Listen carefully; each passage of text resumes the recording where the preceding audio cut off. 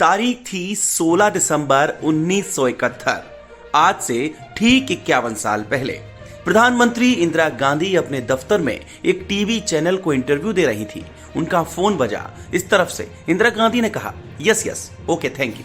उन्होंने इंटरव्यू ले रहे शख्स से माफी मांगी और संसद की तरफ बढ़ गए और संसद से ऐलान किया कि पूर्वी पाकिस्तान की फौज ने बांग्लादेश के सामने बिना शर्त सरेंडर कर दिया है और अब से ढाका एक आजाद देश की आजाद राजधानी है। इंदिरा गांधी को जिस शख्स ने फोन किया था वो थे इंडियन आर्मी के कमान संभाल रहे जनरल सैम। जी हाँ, वही जनरल सैम जिन्होंने इंदिरा गांधी से कहा था कि अमेरिका परमाणु हमला कर दे तब मैं कुछ नहीं कर सकता, वरना युद्ध तो हम ही जीतेंगे।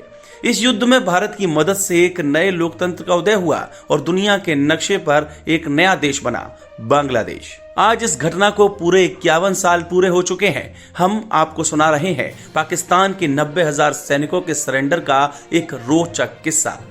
एकदम शुरुआत में चलते हैं। साल 1947 में भारत पाकिस्तान बंटवारे के बाद पाकिस्तान दो हिस्सों में बटा, पश्चिमी पाकिस्तान और पूर्वी पाकिस्तान। अब स्थिति ये थी कि संसाधन और सरकार के लिहाज से पश्चिमी पाकिस्तान कुछ ज्यादा ही समृद्ध था। दोनों हिस्सों की भाषा भी अलग अलग थी। राजनीतिक नेतृत्व के लिहाज से भी पूर्वी पाकिस्तान कटा कटा ही महसूस करता था।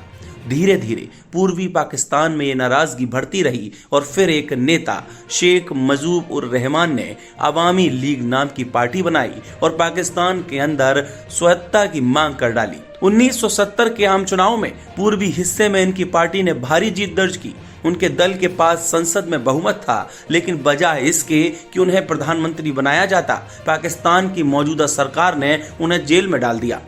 ये घटना और सालों का असंतोष गृह युद्ध का कारण बनी। पाकिस्तान के राष्ट्रपति याहिया खान ने वहां जनरल टिक्का सिंह को भेजा, लेकिन उनकी अगुवाई में मामला और बिगड़ गया। मार्च 1971 में भयंकर नरसंहार हुआ। सेना के अत्याचार से स्थानियों में रोष व्याप्त हुआ और उनकी अपनी बांग्लादेश मुक्ति वाहिनी नाम की सेना बना ली। पाकिस्तान में गृह युद्ध छिड़ा। यहाँ पाकिस्तान ने एक गलती कर दी। अपने घर की इस लड़ाई के बीच पाकिस्तान ने भारत पर भी आक्रमण कर दिया। 3 दिसंबर की शाम का वक्त था। पाकिस्तान ने भारत के आधा दर्जन से ज्यादा एयरपोर्ट्स पर अचानक बमबारी शुरू कर दी। फिर क्या था, भारतीय सेना ने भी एक साथ दो तरफ से धावा बोला। सबसे पहले कराची के नेवी बेस को उड़ा दिया और बांग्लादेश में दाखिल हो गई। युद्ध हुआ और पाकिस्तान को इसका अंदाजा भी नहीं था कि 15 दिसंबर तक मात्र 13 दिन के भीतर भारतीय सैनिक बांग्लादेश की राजधानी ढाका तक आ जाएंगे।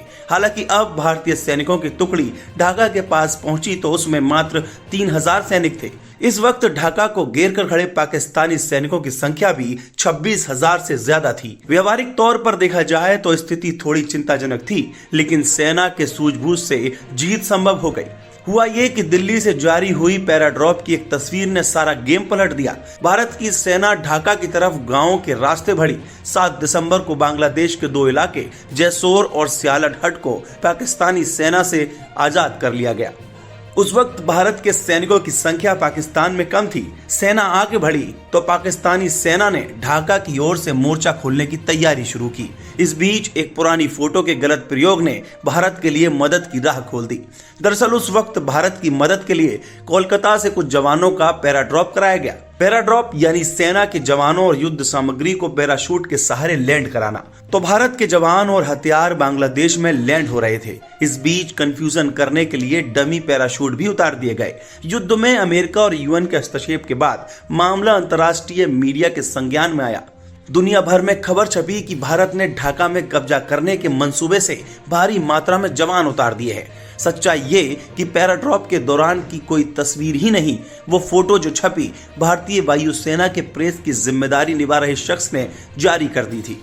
कमाल तो ये कि वो फोटो साल भर पहले हुई किसी ट्रेनिंग के दौरान की थी। पाकिस्तान के आलाकमान के मन में इस बात का डर बैठ गया कि भारत ने सेना उतार दी है। इस तस्वीर का जिक्र पाकिस्तान के जनरल न्याजी के युद्ध के बाद किया गया।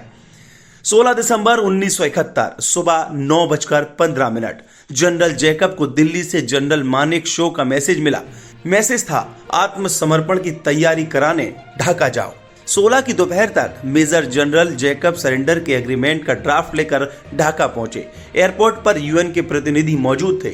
जैकब उन्हें नजरअंदाज करके आगे बढ़ गए। जैकब जब पाकिस्तानी सेना के लीडर जनरल नियाजी के सामने पहुंचे तब नियाजी कुछ अधिकारियों के साथ सोफे पर बैठे थे और वहां भद्दे चुटकुलों पर हंसी मजाक चल रहा था। जनरल जैकब ने घुसते ही माहौल अपने पक्ष में किया। इसके बाद जनरल जैकब ने नियाजी को किनारे ले जाकर समझाया, कहा कि अगर समर्पण नहीं करते तो मैं तुम्हारे परिजनों की सुरक्षा की जिम्मेदारी नहीं ले सकता। हथियार डालने पर ही सुनिश्चित कर पाऊंगा कि उन्हें कोई नुकसान न पहुंचे। मैं 30 मिनट का समय दे रहा हूं, नहीं माने तो मैं ढाका पर बमबारी का आदेश दे दूंगा। उसके बाद अरोड़ा और नियाजी मेज पर बैठकर आत्मसमर्पण के दस्तावेजों की 5 प्रतियों पर साइन किया। कमाल तो ये कि नियाजी के पास कलम भी नहीं थी। उन्हें एक भारतीय अफसर ने अपनी कलम दी। नियाजी ने साइन किया, वर्दी पर लगे बिल्ले हटाए और अपनी रिवॉल्वर निकालकर जनरल अरोड़ा को सौंप दी गई। ये समारोह 15 मिनट में खत्म हो गया। इसी के साथ पाकिस्तान के 93,000 सैनिकों ने अपने हथियार रख दिए। अगर आपको भी ये वीडियो पसंद आई हो तो इस वीडियो को लाइक जरूर करें और हाँ, हमारे चैनल को सब्सक्राइब करना ना भूलें।